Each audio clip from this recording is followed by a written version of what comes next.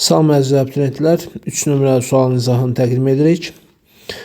A paralelin uzunluğunun 20 dərəcəli paralelin uzunluğundan 2 dəfə qısa olduğunu bilərək M və N məntəqələr arasındakı ən qısa məsafəni hesablayın.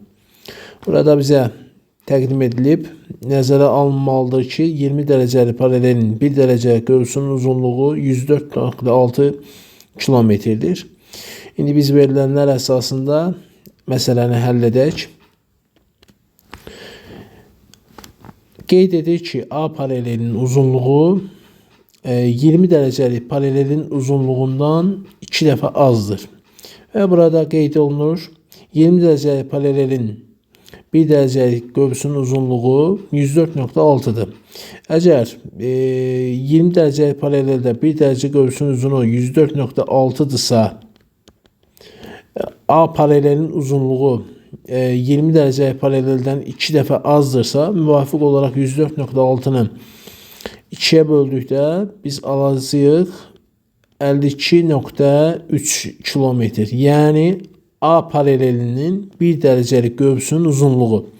Ondan sonra məsələni həll etmək asanlaşır. M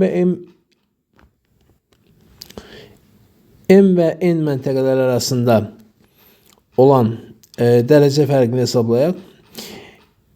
15 dərəcə, buradan da bura 25 dərəcə, 15 üstə gəl 25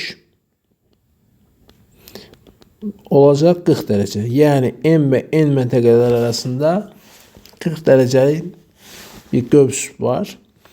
1 dərəcəlik göğsün uzunu 52,3 kilometrdirsə, 40 dərəcəlik göğsün uzunluğu x kilometr olar. X də bərabərdir 40 vurulsun 52,3, o da bərabər olacaq 2092 kilometrə. Doğru variant D variantı.